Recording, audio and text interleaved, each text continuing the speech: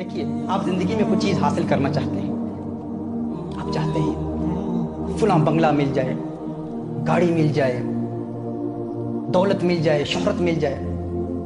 کوئی چیز آپ ذہن میں ابھی اس وقت سوچ لیں، تصور باندھ لیں، جو چیز آپ کو پیاری لگتی ہے،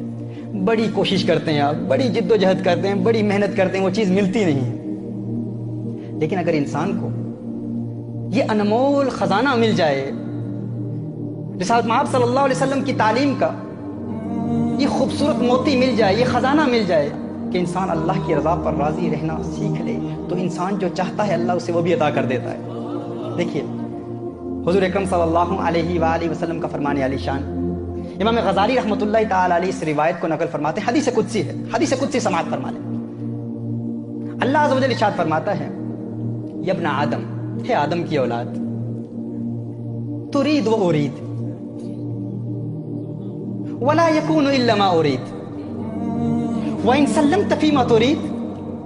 اعطيتك ما تريد وان سلمت فيما اريد اعطيتك ما تريد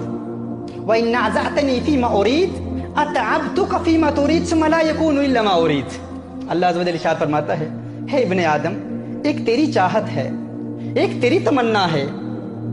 ایک وہ چیز ہے جو تو اپنے لیے چاہتا ہے، اور ایک وہ ہے جو میں تیرے لیے چاہتا ہوں۔ اب غور کریں، وہ چیزیں جو دنیا میں آپ چاہتے ہیں اور بڑی کوشش کرتے ہیں، بڑی محنت کرتے ہیں، بڑی جد و جہد کرتے ہیں، لیکن کوشش کے باوجود آپ کو ملتی نہیں ہیں، اور ہم پریشان ہو جاتے ہیں۔ یہی پریشانی ہے نا، یہی جسم کا تقاضا ہے، جسم حاصل کرنا چاہتا ہے، چیز ملتی نہیں، ہم پریشان ہو جاتے ہیں، کیوں نہیں مل رہی بھائی؟ بڑی محنت کی، سب کچھ کیا، کیوں نہیں مل رہی، کیوں نہیں حاصل ہو رہی، کامیابی کیوں نہیں مل رہی؟ اللہ فرماتا ہے، ایک وہ چیز ہے جو تو چاہتا ہے، اور ہے ابن آدم، ایک وہ ہے جو میں چاہتا ہوں، وَلَا يَكُونُ إِلَّا مَا أُرِيدُ، ہوگا تو وہی جو میں چاہتا ہوں۔ فرمایا، اگر تو اپنی کوشش کے ذریعے، اپنے ایفرٹ کے ذریعے، اپنی محنت کے ذریعے وہ حاصل کرنا چاہتا ہے جو میں تجھے دینا نہیں چاہتا، تو کر لے کوشش، کر لے محنت، کر لے جد و جہد۔ فرمایا، تو تھک جائے گا، اتعبتک، میں تجھے تھکا دوں گا، لیکن الٹیمیٹلی بالآخر تجھے ملے گا وہی جو میں تیرے لیے چاہتا ہوں۔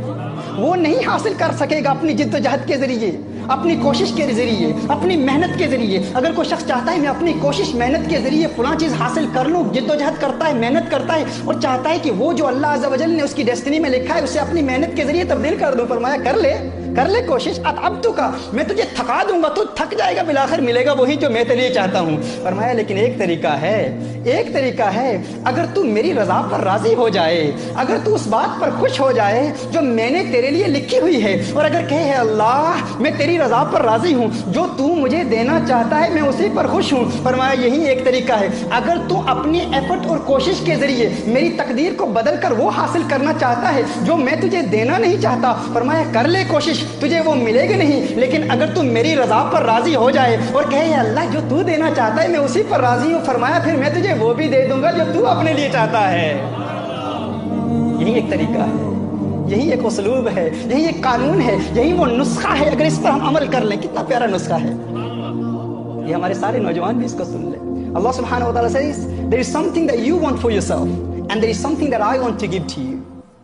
Allah says, O abd, O servant of mine, there is something that you desire, there is something that you want for yourself, and there is something that I want for you.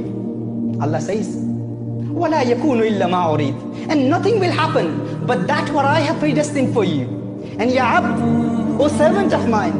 if you try changing my destiny, and if you think with your own effort and your ambition you can change my destiny, you can change that what I have predestined for you, Allah says you will be exhausted, you will be tired. Ultimately, nothing will happen but that what I have predestined for you. But there is one way, if you are satisfied with the will of Allah subhanahu wa ta'ala, if you have this inner contentment and you say, oh Allah, I am happy with whatever you have predestined for me, and if you are satisfied with the will of Allah subhanahu wa ta'ala, with the taqdeer of Allah subhanahu wa ta'ala, this practice, this belief, this aqeedah, this practice and this amal of yours, and this statement that, Ya Allah, I am pleased with whatever has been predestined for me by you, it pleases Allah subhanahu wa ta'ala so much that Allah says,